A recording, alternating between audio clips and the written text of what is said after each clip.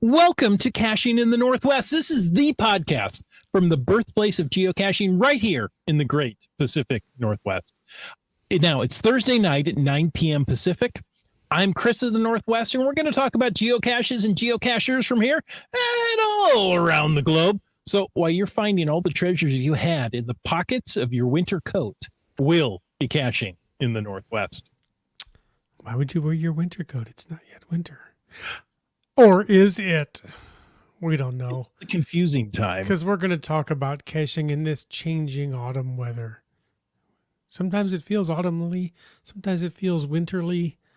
Who knows? Depends where you are. It could feel even summerly, I suppose, somewhere. But not here. Live audience, what's it feel like where you are? Share your comments and thoughts with us in the chat. We want to hear from you. But first, it's time to bring in our autumn ape.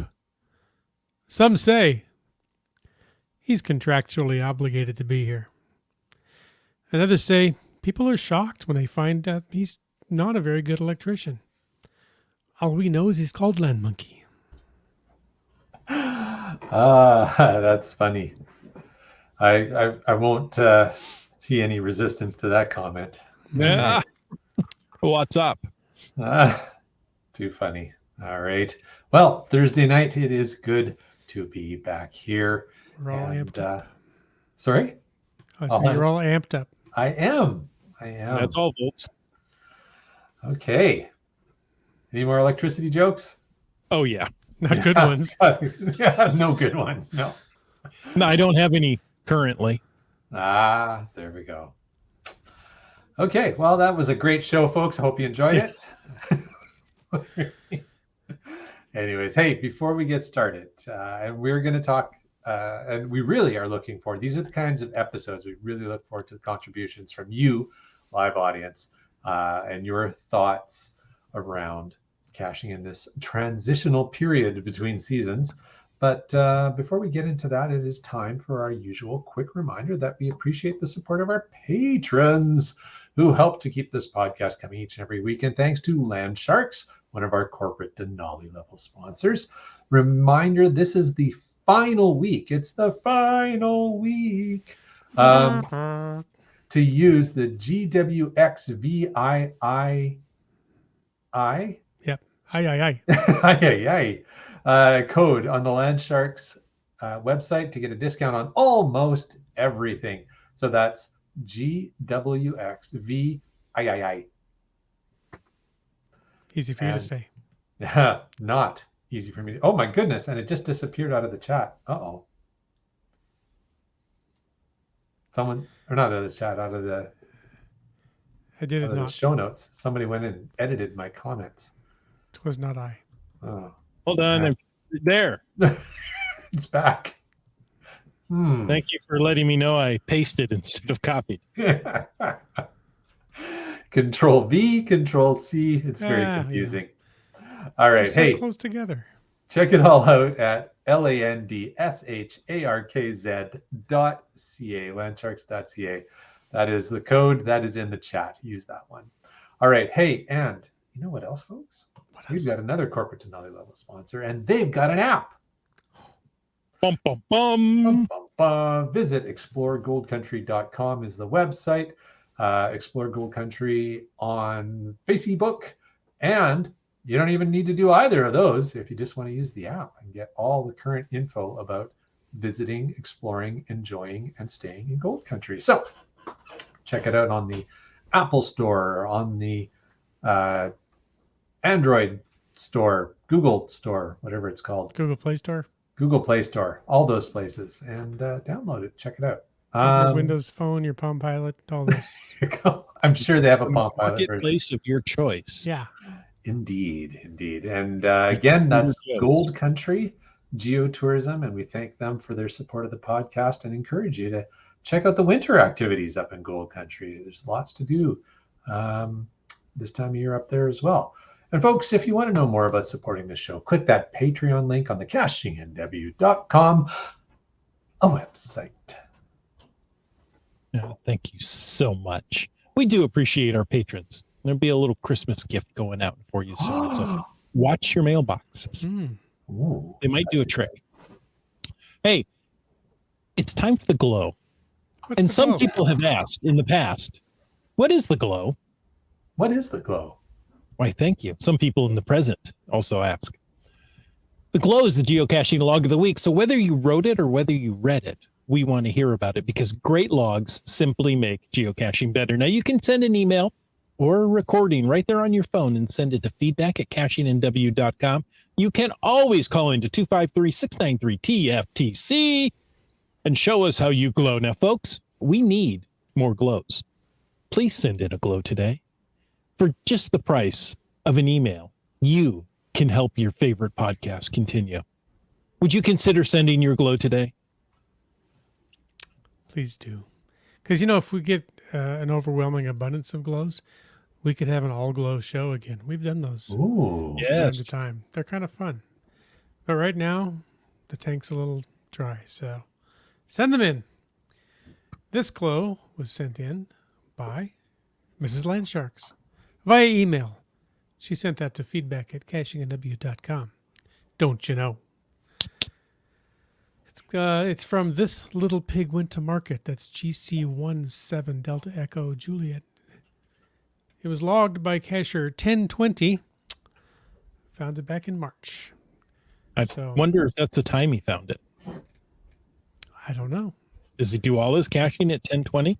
Or does he just change his or her username to the time? That would be a lot of work. Mm-hmm. I think it would be. Yeah, let's say not. However, this cache is in BC, and Len Monkey's nodding as though he's familiar with It's in Victoria, and it's a great Yes. cache. If it's in BC, Len Monkey is familiar with it, I think. Let's see. The log says, umbrella in hand. I saw hardly anybody around on a Tuesday morning after a light rain. After standing puzzled at ground zero, I was grateful for the description and hint. I meandered in the right direction and found a muggle seated on a nearby bench, talking on his cell phone. I took a seat at the other end of the bench, and given that no one else was around, I suspected he experienced me as crowding. He immediately said something about having to call back later and got up and left. Now, a quick glance in the correct direction confirmed my suspicion about where to begin the hunt, and a review of recent logs narrowed my hunch. I made my way closer and lingered at what I thought to be the best location for making the grab. I scanned for muggles. No one close. Nobody risky that I could see. I used my cell phone camera selfie function as a mirror, then, trying to look absorbed in the screen of my cell phone held with one hand, I used the other hand for the hunt. That was awkward, to say the least. I gave up on my contorted stealth and made the grab. Having signed the log and retrieved the travel bug, I closed the cache and again scanned for muggles. That was when I saw her. On the highest level opposite, observing me, staring intently through the railings at me without moving, was someone. Sitting and staring. Sheesh, I had not even noticed her before, and now the intensity of her sunlit gaze suggested that I had been under scrutiny for some time. What to do? I opened my umbrella and shook it as though to rid it of rain. Then, keeping it open and pointed toward my observer, I fumbled and fussed until the cache was again in place. That was even more awkward than the find. Whew. I dared to glance upward toward the observing muggle. No change in position. Now, for damage control, I walked to the stairs and began climbing, composing how to raise the topic of geocaching so as to enlist an ally. I reached the top and walked toward her. In the interests of appearing relaxed and casual, I avoided looking directly at her until within 10 feet. There, a quick glance relieved me of all anxiety. She was seated cross-legged, meditating, her eyes closed. I caught a glimpse of her eyes fluttering open and shut as I passed. Then I headed for the exit. Thanks for a fine cache and an interesting location. That's a great story. I was thinking it was going to be a statue sitting up there. That would have been even better. Yeah, very funny. Yes, that is a Nice. great cache over in Victoria. Folks, it's got quite a few faves, so it'd probably make its way onto people's lists anyways if they're heading over there. But definitely put it on your to-do list. Yeah, GC17DEJ. So check that one out. Nice. And, if you happen to be in the Victoria area, December 10th, we're going to have another one of our Caching in the Northwest holiday parties at the Land Shark store. What? I'm just dropping that right now. Okay. I hope we can make it because I just said it. All right, I guess we better start planning now. Is somebody going to contact Helen and Chris and let them know? No, I think we should just, They'll just show up. show up. Yeah. All right. Surprise parties. Who doesn't love a surprise party? Yeah, especially after hours at your place of work. That's the best time and place for a surprise party. Isn't it, though? I can't think of any problem with this. It is a perfect plan, Chris. Yeah. Thank you. Yeah.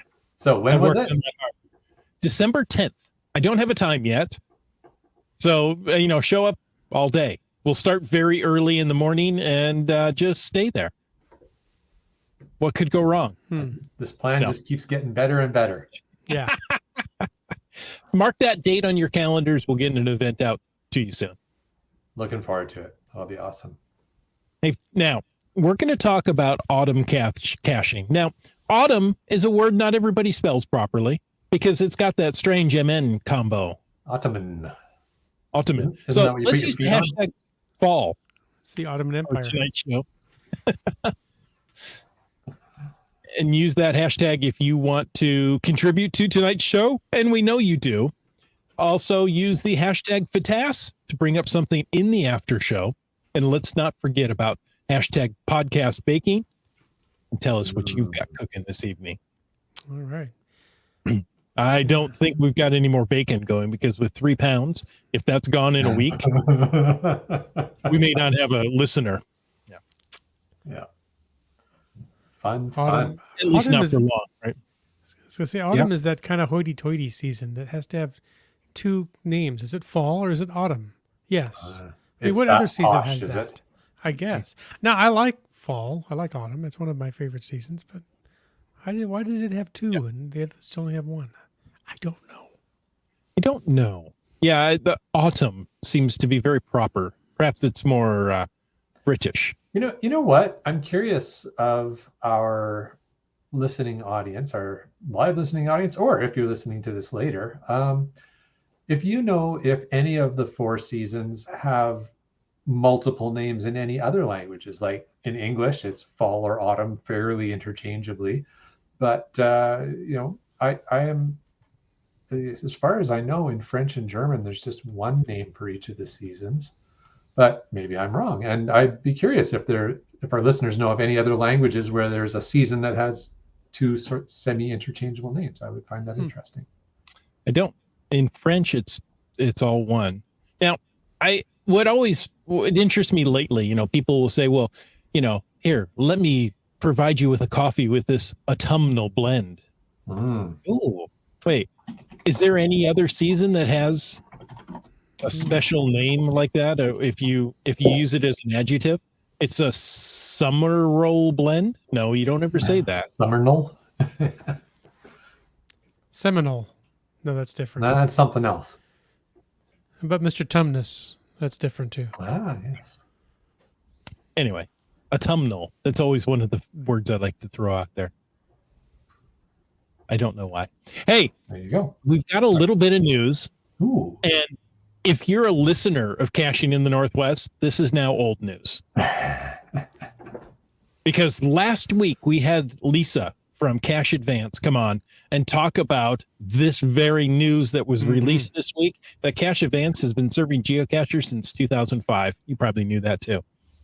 As a longtime geocachers themselves, the Cache Advance team is dedicated to inspiring cachers to explore month after month with its Cache Crate subscription box. In celebration of thousands of Cache Crate subscribers, Geocaching HQ has teamed up with Cache Crate to release 3,500 limited edition Cache Crate trackable cachekins across the United States.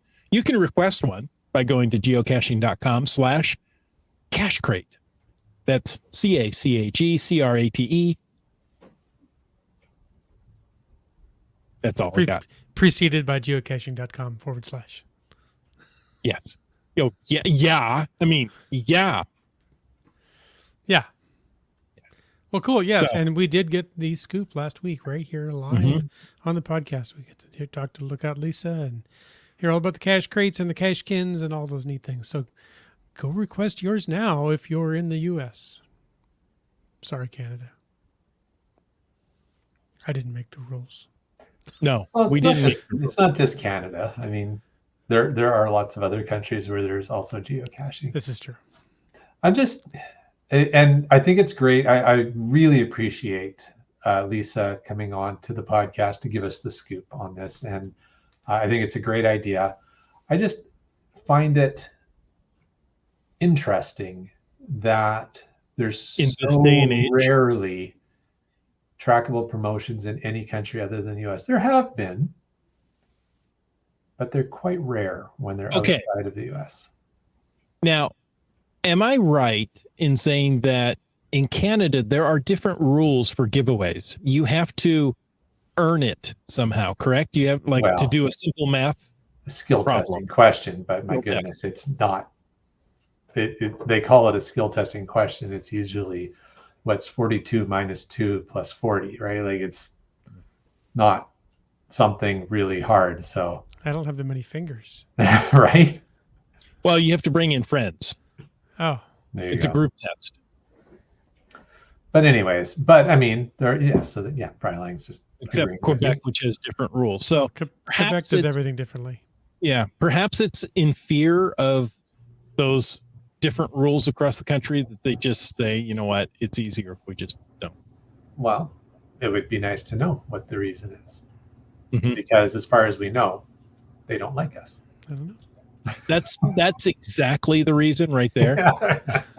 Is Canadians are so rude and obnoxious that we just exclude them from everything. I'm trying to hold up my end, so it's a lot of work, man. Anyways, how about we get into tonight's topic? Well, we've got a comment here from What's that? IHAM that says there's the autumnal equinox and the spring is the vernal equinox. Hmm. So Okay. spring But- is also vern. But I was going to say, have you ever heard anybody refer to spring as, it's vernal? I have a Really mighty vernal vernal mix outside of today. coffee. Yes, It's very yeah. vernal-like today. Yes. How about Uncle Vern? Yeah, he might say that. Yeah. But I get So, IHAM's point for sure. I do too. Thank you. I hadn't thought of that. And Starcasher wants to know, has there ever been a promotion that did not include the U.S.? There's been Canadian promotions that didn't come to the U.S. I don't know. Is that a fact? I thought there were. I thought there were some. Pretty sure there has never been. Okay. Canada only. All right, the Mountain Warehouse. It was UK and Canada, but so it wasn't Canada only. I don't know. I have to check and see if the US participated in it. I thought the don't US could participate in the Mountain Warehouse one. I think it just was also Canada and the UK. Okay. Anyways, it Don't is know. pretty rare. But let's move on from that. Well, maybe I thought this was a question to us, but maybe it's not.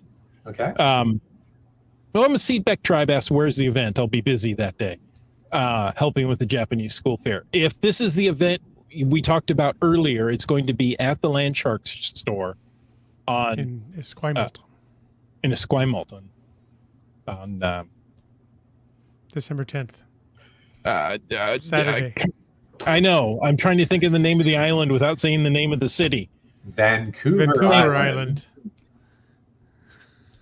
Just outside of the capital city of British Columbia called Victoria at the south Yeah. end of Vancouver. I had Victoria stuck in my head and I was like, no, it's the other V. Come on, Chris. You can think of this. You can do it. And so I would rather say nothing than say it wrong. Well, and if you say nothing, Jim just fills in for you. So that works. Bingo. Hey, okay. So people asked, is there a topic tonight? Well, yes. Autumnal caching, There you go. obviously. Let's get back on that. All right. So we're talking about caching in autumn or fall, whatever you prefer to call it, Mm-hmm. and dealing with the rapidly changing weather. As Wits End said, it could start out is almost summery and end Yeah. the day winterly with autumnal in between. Yeah, this is often the time of year when all of my jackets migrate to my place of employment. Because in the morning it's chilly and I put it on and I go to work and take it off and hang it on the hook. And in the afternoon, it's like, oh, it's such a nice day. And I jump in the car and go home. And the jacket stays at work. So tomorrow, the next jacket goes on and lather, rinse, repeat. As, So I've as long taken as your to- keys and wallet aren't in the jacket. I was just going to say, I've taken to leaving my car keys in my jacket pocket. So then I can't go home without it. Well, at least it's very difficult. So It's a long walk. yeah. I do enjoy the extra pockets. You know, when it starts to warm up, I miss not having those extra pockets to carry around. Then you get used to it. You know, you wear shorts and you may not have pockets at all. Cargo And pants. today, you know, I put on a jacket and I was like, "Ooh, I've got extra pockets. I can put things in. Yay." So I head out like a Sherpa with my pockets full. And you know, you reach in and you look and you go, "Huh. Well, last time I wore this was in April." Yeah. Because here's the receipt of, you know, wherever I was. So yeah, I think there's some great comments as well popping up here in the chat. Speaking of the clothes one must wear, Dora Moore says fall is layers, layers, and more layers. And Yes. I think, you know, the number of times we've had our good friends from Adventure Smart on and talked about how to be prepared in this time of the year, etc. But yeah, one of the key things is always dressing in layers, so that if you do have changes in the temperature, and particularly if you're out for a hike and working up a bit of a sweat, you have that opportunity to layer down, layer up as you cool off, and it's a much safer way of doing things. So yeah, layers, Exactly. indeed. All right. More layers, the better. Yeah. And make them smart layers, right? We're not talking t-shirts and flip-flops and socks. You know, flip-flops and socks, that's 2 layers right there. Are they though? Is it really? Is it flip-flops and socks? I thought it was just like sandals and wool And socks. Okay. Yeah. It's the PNW dad look. Yeah. Yes. Sandals and wool socks. With a hoodie, a full-length hoodie, shorts, sandals, and socks. There you go. Wait, what more could you ask for? I can't see a Exactly. problem with this either. Yeah. Apparently his top is cold, his shins are warm, and his, toes are just toasty warm. Just in the socks. perfect. Yeah. I mean, yeah. Preferably a good wool plan. sock. No, that's good. And it's definitely, so definitely clothing is something you have to keep in mind, and layers is probably the most advisable approach. But for caching itself, I think one of the key things is good old time change. And the fact that if you want to go caching, after work or on the weekends, your window is a little bit smaller for at least for daylight caching. Exactly. Hamsa's got overtaken by darkness this evening whilst Yes. caching. It comes up rapidly, but you have time in the morning now. You can go In grab theory. caches on the way to work. Yeah. For a period of time before it gets dark then as well. Yeah. Or darker. Yeah, it's honestly, I always find this a tough run from around, end of October, so through, I guess, all of November and most of December, because December 21st, I believe, is the shortest day of the year. The winter So from this- solstice. Yeah, so from this point on, the days just keep getting shorter and shorter and shorter, and I don't know, I struggle with it a bit. I find it's tough to get motivated, and when it's just always dark out. So Mm-hmm. Can be There- a little challenging. A couple of years back where I had, a bit of depression that I had never dealt with before. And I was like, it's because it's so dark. After all those years, right? Why did it suddenly sneak up on me? But nonetheless. it's important. It's an important thing to acknowledge. Lots of people struggle with it, and I think I certainly don't have any answers. But it's, if nothing else, talk to somebody. Yeah, exactly. Mhm. Exactly. Right. And if it is go ahead. That's because if it is a daylight thing, I know I had a former coworker who had one of those daylight temperature lamps on his desk. And every morning he'd come in, he'd kick that thing on for at least an hour and bask in the light of, I don't know. Seemed to help him. I don't know. Nothing wrong with that.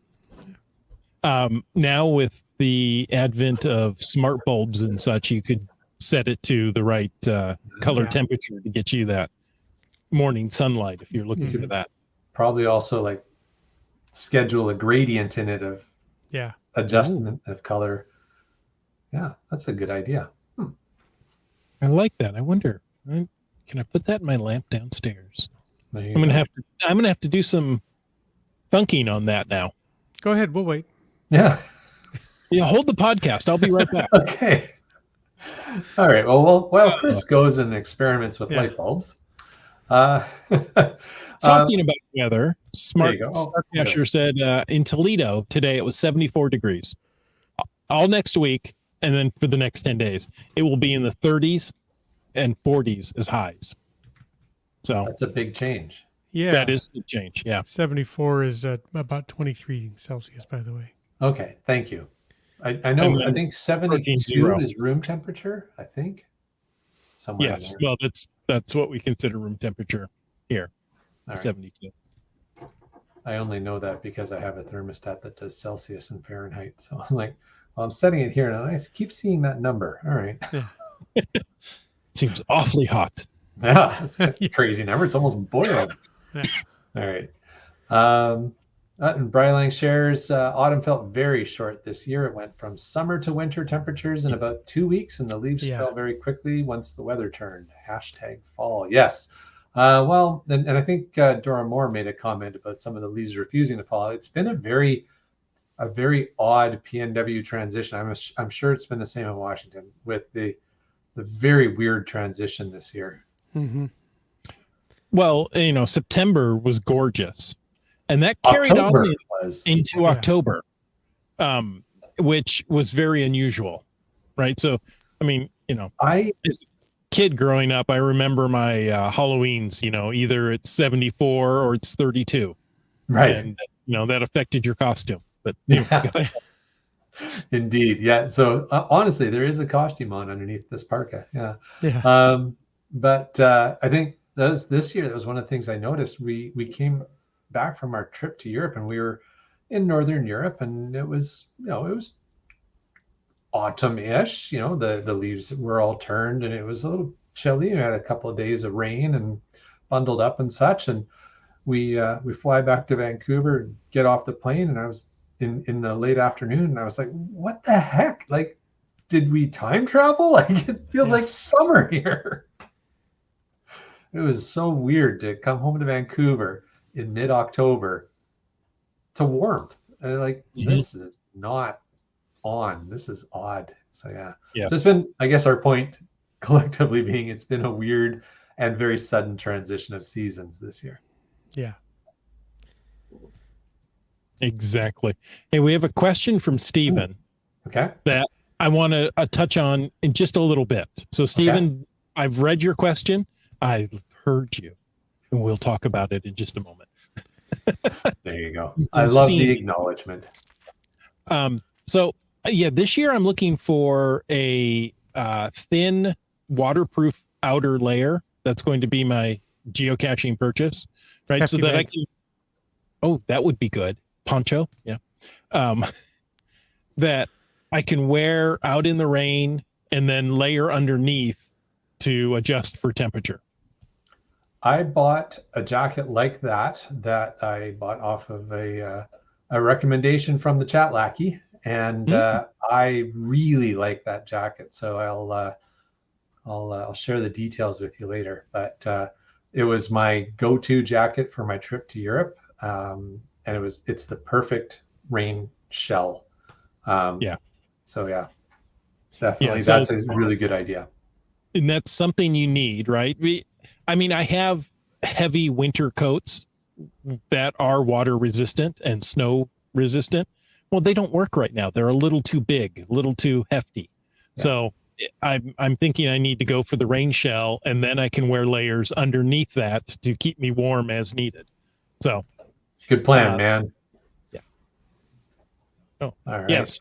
A big poncho, big enough to cover the house. It's a poncho villa. Poncho Villa. Villa. There you go. So one of the things, and it's been kind of a weird year for that this year, but it's like it gets a little trickier looking for those caches when the leaves come down. That leaf Um, litter. Yeah. Yeah, it makes it a lot more challenging. I think that's one of the things about this time of year. It's Mrs. Monkey's least favorite thing, besides the quickly fading daylight, is having to dig through leaves now to try and find a cache. I imagine that's pretty much the case everywhere. That is not a unique PNW experience, unless you're somewhere tropical where that just isn't an issue. But definitely anywhere seasonal. You guys have any thoughts about pro tips for making life easier when you have to dig through leaves for a cache? Metal detector. that Say, works really well in plastic. a pokey stick is always good for ivy leaves or other kind of juniper shrubbery stuff. But I was thinking I have had the opposite sometimes for caches that are hanging in trees that just disappear in the summertime. But you go out in the fall or winter, you go, oh, there it is. It's the only green leaf on this entire, deciduous tree. But yeah. By the way, there's still jacket discussion in there because Seabeg Tribe, you said you'd tell Chris, and she said, "What about us?" I'm like, Chris gets the info. So fair enough. I didn't think anybody else cared. Inquiring minds want to know. Chris later. No. There you go. But it is apparently the OutDry X Rain Jacket by Columbia. Huh? Yeah. So it's for men and women. There you go. It's from Columbia and it's called OutDry. That's kind of and what they've done is the jacket almost looks like it's inside out the way they've got it, but what they've got is tape over the stitching. So all the stitching is taped, which gives it kind of a bit of a weird look, but it's kind of a cool look. And it's just insanely waterproof, rainproof. So yeah, I know insanely. I was at an REI once years ago, and somebody said, I wanted some good rain gear. So I tried this and I took it home and I wore it in the shower. And she said, and my clothes stayed dry. And I thought, okay, I can go out hiking in this. Mission accomplished, right? Yeah. That's awesome. I love it. Nice. I did do some caching recently and found the container, but it was a birdhouse, right? It had a little tube in it where the log was supposed to be, but there was no lid and no log. Like, oh, bummer. Well, the container's still here. It's completely empty.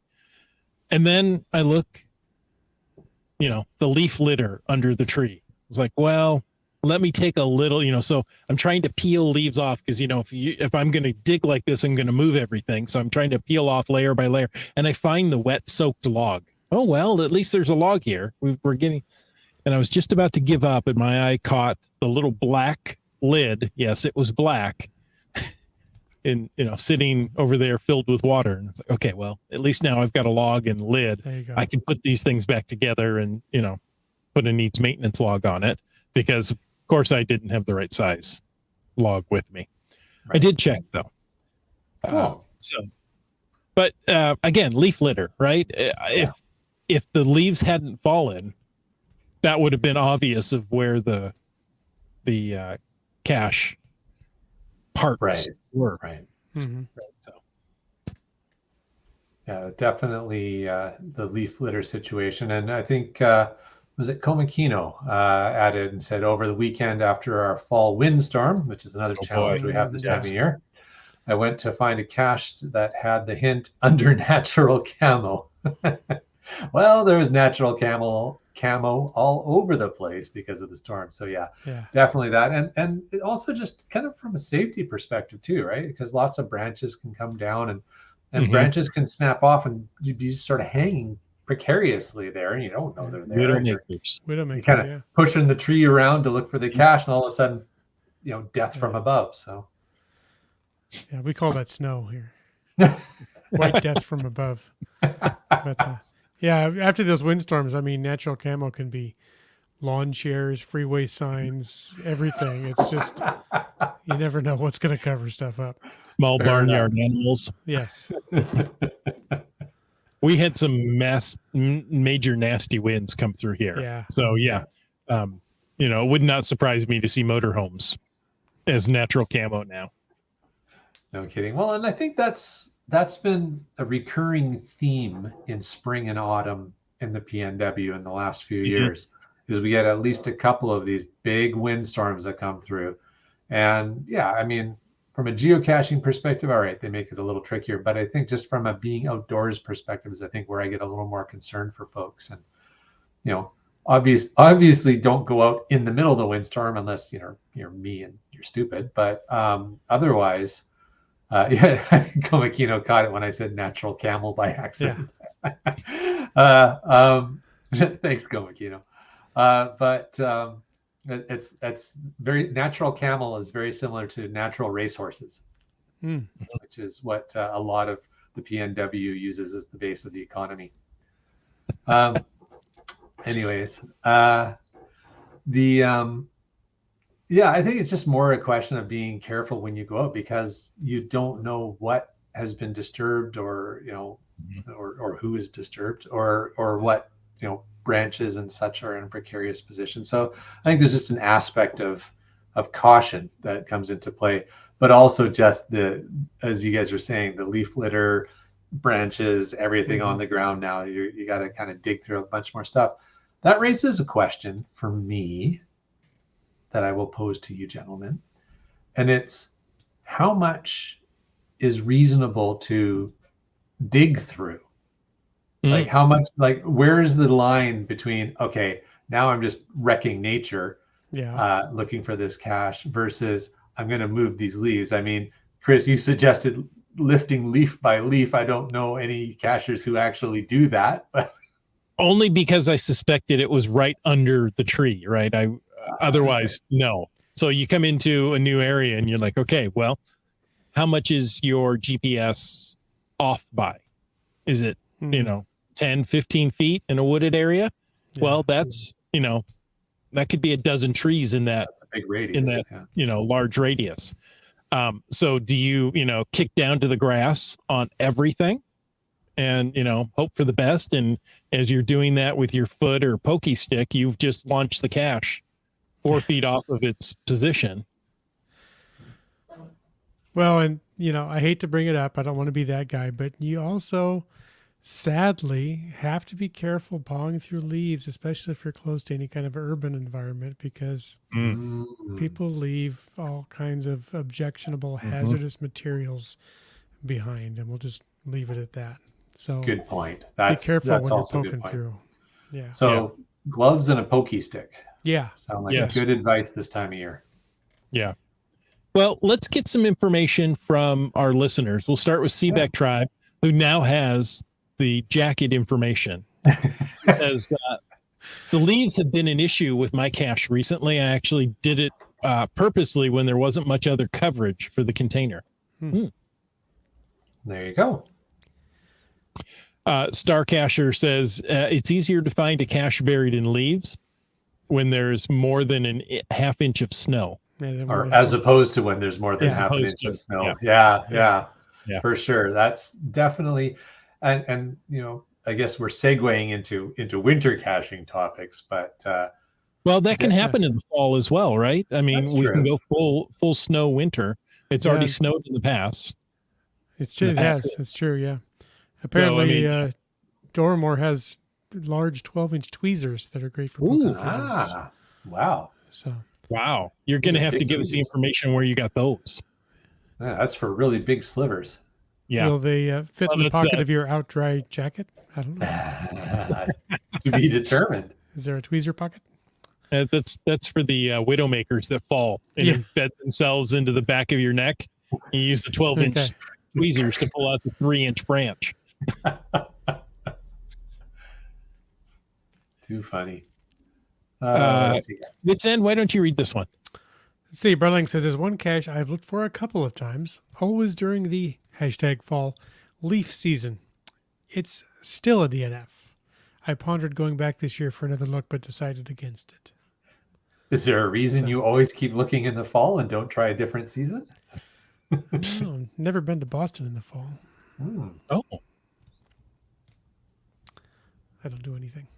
Yeah, I was going to ask if you were a pirate. Perhaps. let's right. What else see. we got? Well, What else you got? agreeing with Starcacher, to get an ammo can out of the ice took a bit. Yeah. Yeah. It can. Brian Lang tosses in Eastern Washington, natural camo includes tumbleweeds. That it can for sure. Good point.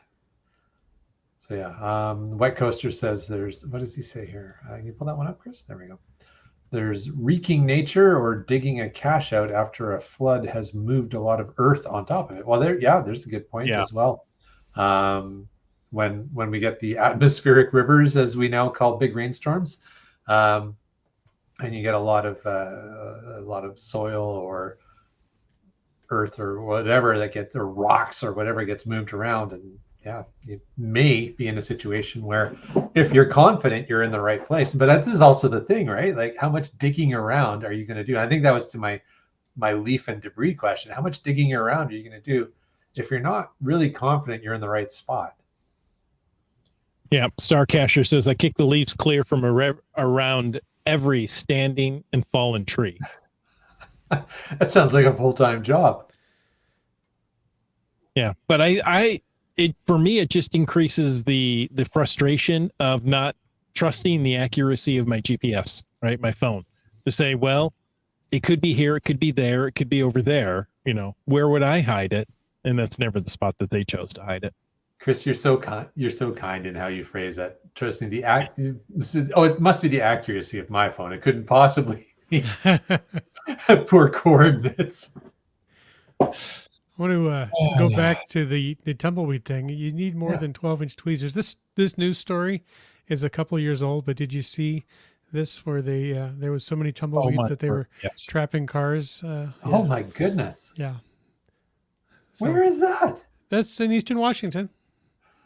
Because they've got tumbleweed that's at least 2 feet over a car. It's like a snow drift of tumbleweeds. Yeah. Wow. I think that was 2 years ago, but yeah. Well, speaking of Washington, here's a segue, but since you brought that one up, speaking of Washington State and traveling on the highways, there was an interesting story, Wits End, you shared with Chris and I earlier today that relates to navigation. I'm drawing a blank. What did I share? It was with respect, or wasn't it Jim that shared it? Yes, it was Jim. It came from Como 7 News here in Western Washington, that Siri is seeing is road construction on I-90 as a closure. And as a result, to get you across the pass, it's directing you onto Forest Service roads. Lake Keechless Road, it looks like. Right near Keechless Lake, right up there, or Stump Lake, as we call it as we drive by, right? Yeah. So right where we have the ape event, it takes you on those back roads, which are just dirt roads. They're not paved roads. And there's already been some snow up there, right? So, I watched that story. In fact, I showed it to my family this evening. I see the message here. You shared it. I did not. And I did. I do wonder how you. It was a nice combination there. I wonder how Cairo 7 and Como 4 feel about you mentioning Como 7. But I mean, who's going to notice? Cairo 7. Sorry. Everything's Como. Everything's Como. It just absorbed it all. Everything's Como up roses. You know what that means? Neither one of them are going to become sponsors now. Oh, we were so close to landing them both as sponsors. I know. We'll have to reach out to King 5 instead. Yeah. Fox 13. Okay. Anyway, now that, the loss of income has impacted us, we won't know what to do. Go to click the patrons button there on the We really need our patrons now. Yeah. Because we just pooched it. Because Perry, Como, and Cairo, the city, are not going to work at all. Nicely done, Como-Kino. So anyway, they're Como-Kino. No. Oh, Como Kino. Como There, Kino? there are homemade signs at this exit all over. Don't trust Google. Don't listen to your phone. Turn around. The pass is Siri open. lies.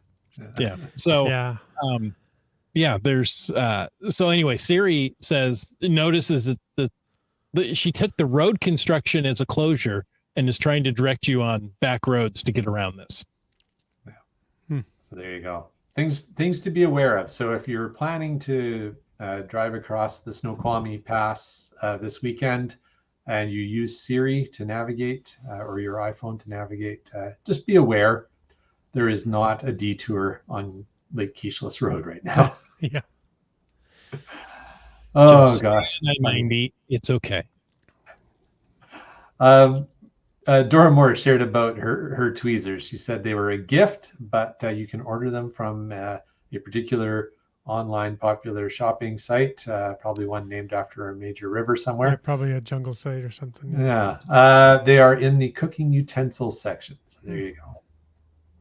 Shouldn't Pro they be in the tips. geocaching section? One would think. Yeah. I don't know. I don't know how to fix these things.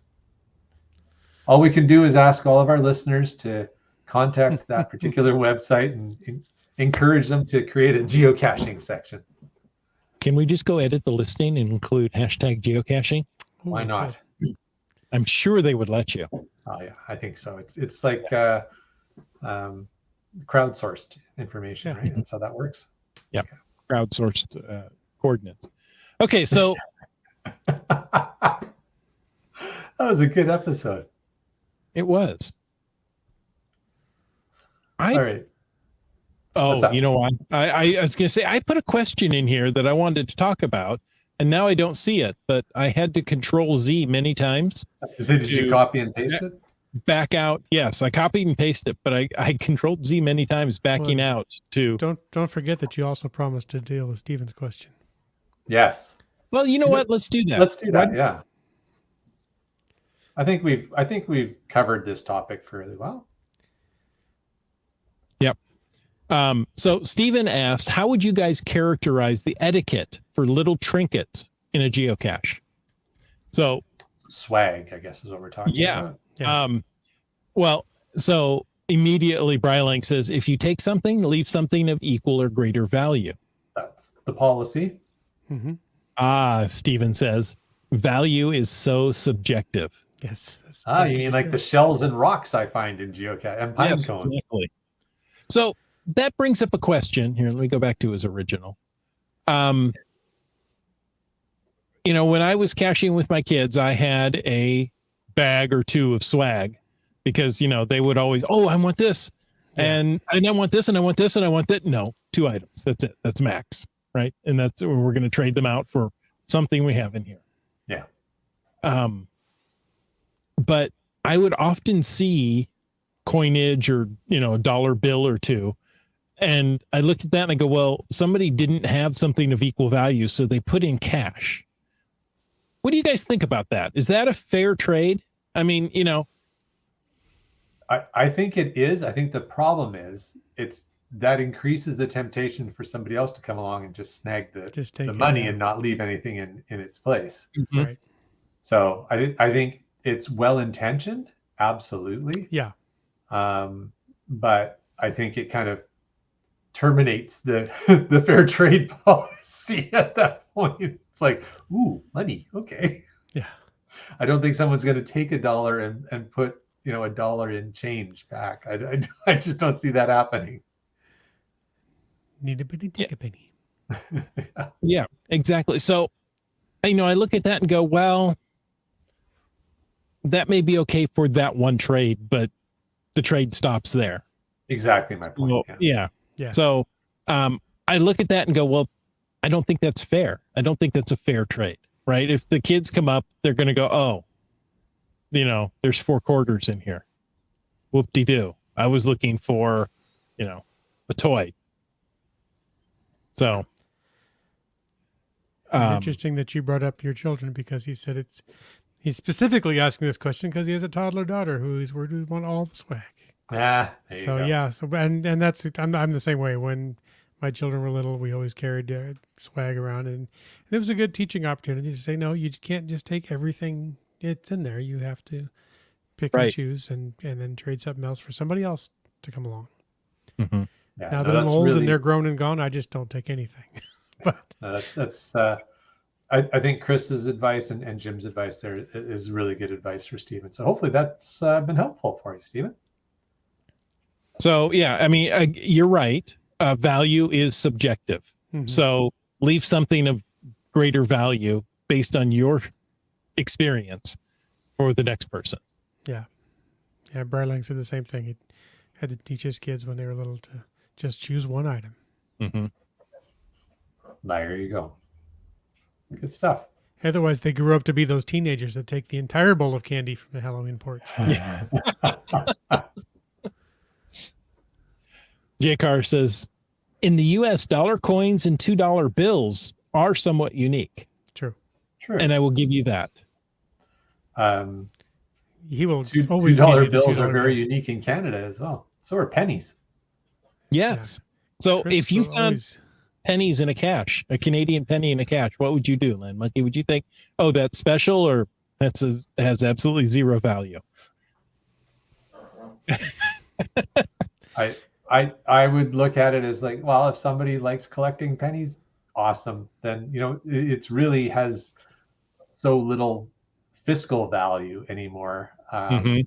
And they're out of circulation in Canada. So you could say, oh my gosh, it's a collector's item, but there's still so many of them out there. It's not. But that would almost be the equivalent of like what do they call it? Like when the pennies that you put into the machine and you Smash Slug? penny. smashed penny. Yeah. Oh, It's yes. kind of like the equivalent of something like that, right? Like you can't use it to pay for anything. The But it's elongated kind of a neat- coins. Yeah. Kind of a neat thing to collect. So I think in Canada that would be a valid thing to leave. Can in you Canada. though? I'm honestly curious.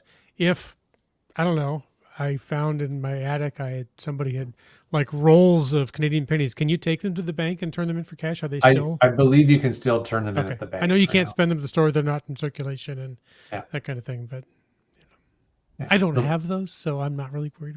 But it just J-Car made me knows where to curious. take all his Canadian pennies now. There you go. They're going to end up in the cache. They're going to go up in caches, yeah. Well, good for you. I don't see anything wrong with that. Mhm. It weights them down too. So when the windstorm comes through or the Right. the rain tries to wash the Mhm. cache away, it's weighted down now, so it won't go anywhere. Yeah. With thousands of pennies. There you go. Problem solved. That's how we're going to keep the ape cache in place now. it doesn't need a chain and concrete base. Just load it up with Canadian pennies. Jeez, come on, you guys. Think this through. What were we thinking? I don't know. Too funny. That's funny. All right. Well, what else have we got here? Well, I've got one more question from Greenwood. She posted Okay. or she emailed this to me a couple of weeks ago, and I haven't had the opportunity to respond. She says, I've been reviewing the Gold Country caches, and as expected, a number of them are disabled. I also noticed that a number of the disabled caches have been found.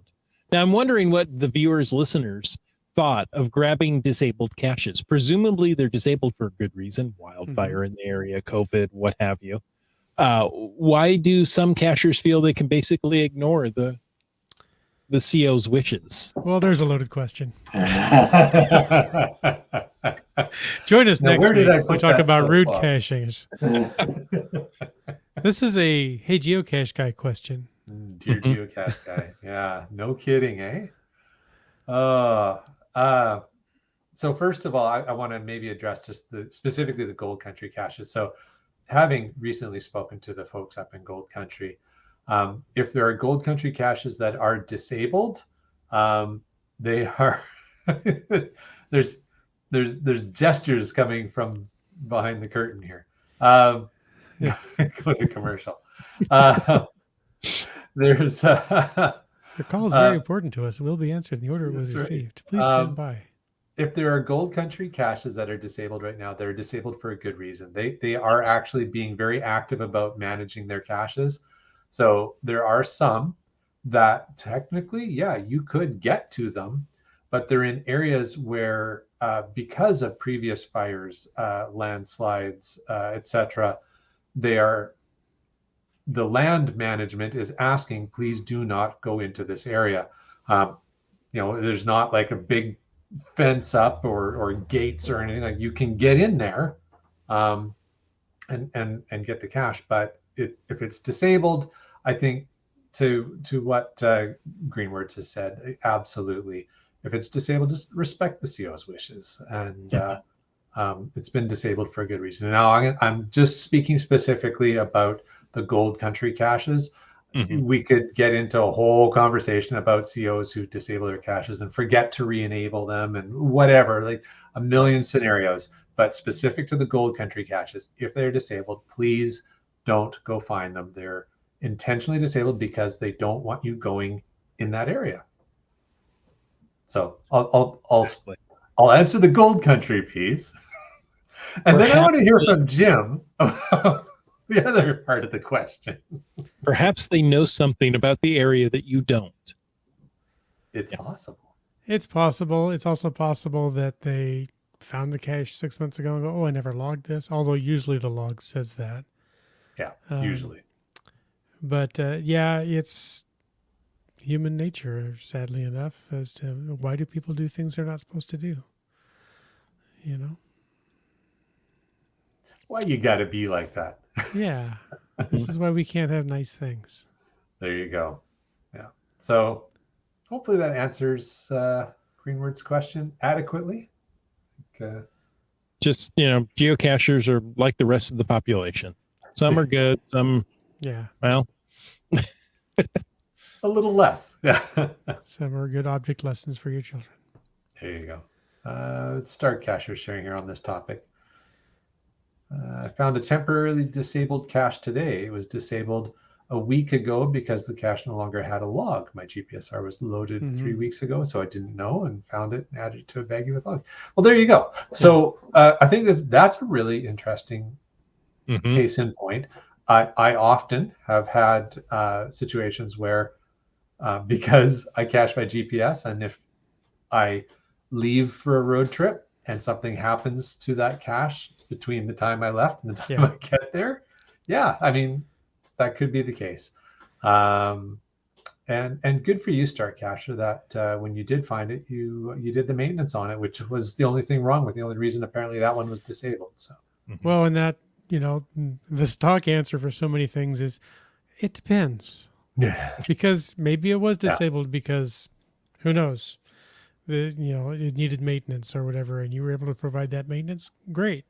As a cache owner, I would appreciate that with a note or a log that stated that, so that people know what you found. And usually if it's disabled, I would hope there's a reason in the log, in the description, as to why it's disabled. Right. Hey, this finishes the construction. Hey, this trail is going to be shut down for the winter. Something. Yeah. Yeah. I have a earth cache that's on Highway 410, and that road gets shut down during the winter. So I've taken to the habit of disabling the cache during the winter just to discourage people from going to it. Remove the temptation. Yeah. Exactly. They may find a way to get into it, and they shouldn't. Fair enough. The road is closed for a reason. There you go. All right. Well, Chris, your goal is an hour, and I think we've hit an hour. We've hit an hour. How about that? Hey, folks, thanks for tuning in. We hope you enjoyed this episode of Caching in the Northwest. That's right. And before we go, we want to take a moment to thank Land Sharks and Gold Country Geotourism, our corporate Denali level sponsors. LANDSHARKZ.ca, landsharks.ca is the outdoor adventure and geocaching store. Check them out online, and they are shipping those online orders daily. And for absolutely amazing geocaching adventures, check out Camels. Check out exploregoldcountry.com or download the app. Those are natural camels, by the way. Yes. Well, in fact, there is actually some history about camels in Gold Country, but I'm sure our chat folks will jump on that one. Anyhow, we want to thank our faithful Denali level supporters. That's Land Sharks, Gold Country Geotourism, Team Squirrel, Groovy Owl, and Cashly, the geocaching app. If you want to know more about supporting this podcast, click that Patreon link on the cachingNW.com. Camel. Website. It's a website, not a camel. Like Ackerdoc did. And Fairwood West. And Sprouter. Our newest one, the Are Not Dot family. That just rolls off the tongue. Yeah. I think it's a website, or not family. Anyway, how about Logwork? Kennel Barb. Sega Hove. Kev MacD. Our favorite appliance, the LG 9000. The Dora Moore. Limax. Tick Magnet. It's you, back. MC3 Cats. And keeping the numbering going along, Keats 94. Skyhawker. J-Car. Boomer 365. Terrible Lunch, Great Catcher, Gas Station Tuna. Camp Clan. Flagman. GSM times 2. Beach of Washington. Antaeus. Wet Coaster. Greenwords. Kid Vegas 19. You Talks to Rocks. Hemnerf. Corscott. GeoNav Pro. Drexler. Just finding our way. B Pendragon. Donners. Al Robrick. Subway Mark. RE 54321. CRS 98. Kitty Quest.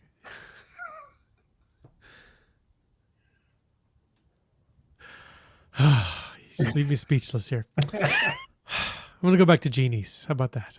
How about that? And active in the chat tonight with lots of great contributions, Seabeck Tribe. And of course, Team Noltex. All right. So, folks, thanks for taking the time to listen to this episode of Caching in the Northwest. Your support helps keep the quality shows coming. If you like the show, click the Patreon link on the cachingnw.com website.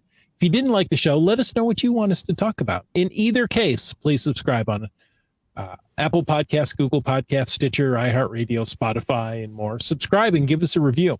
Now, if you were in a restaurant, you would tip. If you were in a live audience, you would clap.